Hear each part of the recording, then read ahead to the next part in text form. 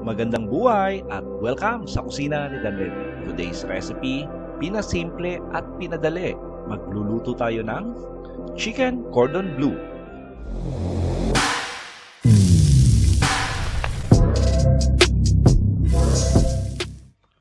At umpisa na natin. Yung una natin gagawin ay ihalo lang muna natin yung isang kutsaritang asin, tapos isang kutsaritang garlic powder, tapos kalahating kutsarita na black pepper powder, at gagamit din tayo rito ng chili powder. Ngayon, haluin lang natin ng maigi. Mas maganda niyan pag talagang nahalo natin yung ating premix ng maigi para pantay yung lasa pag nilagay natin doon sa ating chicken breast. Tapos pag okay na, itabi na muna natin. Tapos sunod naman natin na ihanda yung ating chicken breast. Bumili ako rito ng around 600 grams, 2 piraso. So gagawin natin dito ay hihiwain muna natin to. Gawin natin palaparin muna natin yung ating chicken breast. Mga approximately mga half inch yung kapal. Okay lang yon dahil ite-tenderize pa natin mamaya. At maganda niyan pag medyo matalim talaga yung kutsilyo nyo para makuha nyo talaga yung gusto nyo or yung desired nyo na hiwa sa karne.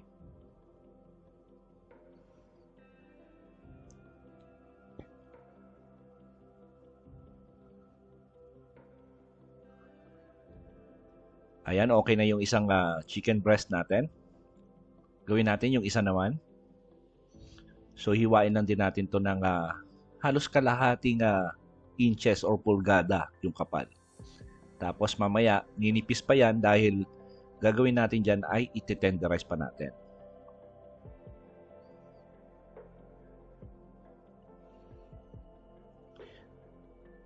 Tapos, lagay lang natin sa chopping board. Tapos, lagyan natin ng cling film sa taas.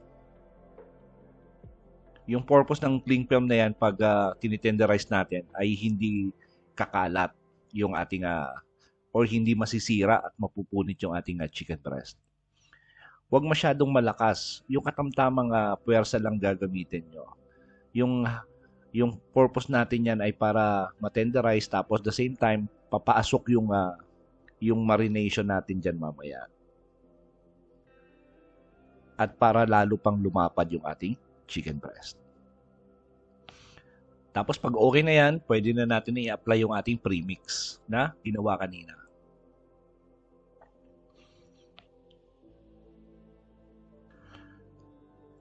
So magkabilaan, lagay lang tayo ng kalahating kutsarita. Tapos imamassage lang natin o irarub natin doon sa ating karne.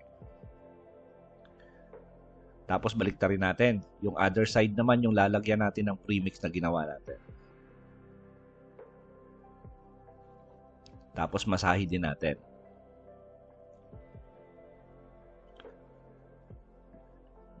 Ngayon tabi lang muna natin to mga 5 minutes. After 5 minutes, na-dissolve na or na pumasok na talaga yung ating premix doon sa ating chicken breast. Ngayon maglatag lang tayo ng cling film. Kasi babalutin na natin yung ating chicken breast. So ngayon kung nag-iisip kayo, problema kayo na ba nung pagkatapos nyo i-tenderize ay medyo wasak-wasak na yung manok nyo, okay lang yan. Kasi ibabalutin natin yan pabilog. Tapos latag na natin yung ating ham. Gumamit po ako rito ng sweet ham. Tapos lagay tayo ng cheese. Ngayon pwede rin kayo gumamit ng cheese stick or yung cheddar cheese, hiwain nyo ng pahaba. Pwede rin naman yun. Pero ito, gumamit po ako ng sandwich cheese. So ngayon, bibilot na natin. Make sure na maroroll talaga natin na maigi para bilog na bilog. Tapos yung pinaka-importante dyan, yung sa gilid ng ating chicken breast, habang nagro-roll tayo, dapat ma-sealed nyo na maigi yan. Kasi pag pinirito natin yan mamaya at medyo may butas, chances yung cheese ay matunaw at puputok yan sa mantika nyo. So make sure na isi-sealed natin yung gilid ng ating chicken breast. Tapos pag na-form na natin ng medyo malaking hotdog, gawin natin ay ibabalot natin sa cling film. At lagyan nyo ng konting pressure para maganda yung pagkakahulma ng ating cordon bleu.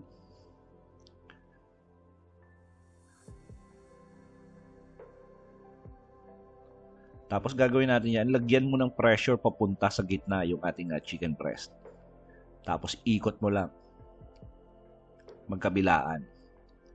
Tapos gagawin natin dito ay ilalagay natin sa freezer ng 30 minutes. Yung iba dyan nilalagay nila sa ref, pero ako medyo mas mabilis yung pagtigas ng ating cordon bleu pag nilagay natin sa freezer for 30 minutes. At huwag lumagpas ng 30 minutes kasi baka pati yung sa gitna ay ma-frozen. Chances, hilaw yung kalalabasan na ating cordon bleu. So ngayon, naghanda lang ako ng cornstarch sa plate, sa plato. Tapos i-roll muna natin yung ating cordon bleu. Ito yung galing sa freezer ng 30 minutes. Yung iba rito ay inuuna nila sa itlog. Nilulubog na nila sa itlog. Yan yung kalalabasan pag inuna mo yung itlog.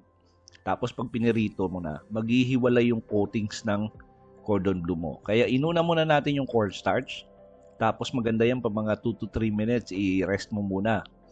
Tapos lubog mo sa binating itlog. At make sure pati yung mga sa gilid talaga malalagyan ng itlog.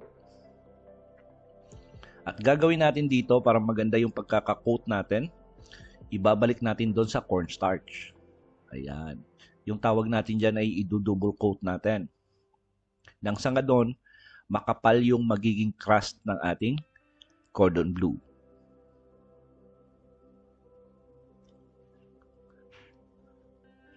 Make sure na talaga nako-cover natin ng cornstarch. Tapos gagawin natin dito ay ibabalik natin sa itlog. So nag-double coat tayo para maganda yung kalalabasan ng ating crust pagkatapos nating iprito. So ibalik na natin sa itlog. I-roll na natin ulit sa itlog. At ganoon din, make sure na yung nasa gilid, kailangan ma-coat siya ng ating binating itlog para kumapit talaga yung ating breadcrumbs. Tapos i-roll na natin sa breadcrumbs at gumamit po tayo rito ng panko breadcrumbs. At maganda talaga yung panko breadcrumbs pag ito yung ginamit mo kasi una, kulay puti pa siya. So pag pinirito mo, kahit na medyo matagalan yung pagpiprito mo, hindi siya magkukulay sunog. Kasi kulay puti pa yung ating breadcrumbs. Eh pag ginamit mo yung kulay brown na, yung ginagamit sa pandesal, pag nilagay mo na sa mantika, after 2 to 3 minutes, magkukulay dark brown na siya. So hilaw pa yung sa loob pero mukhang kulay sunog na sa labas. So nagpainit lang tayo ng mantika. Katamtamang dami na sakto lang yung kalahati ng ating cordon bleu ay malubog. At maganda niyan kung meron kayong thermometer. I-check nyo muna yung init ng mantika, at least nasa 160 degrees Celsius bago nyo ilapag. Tapos yung maintaining temperature niya is around 160 to 165. Tapos yung gagawin natin dito ay ipiprito lang natin to for about 8 to 10 minutes. Tamang-tama lang yun na maging golden brown yung appearance, at the same time, lutong-luto talaga yung ating cordon bleu.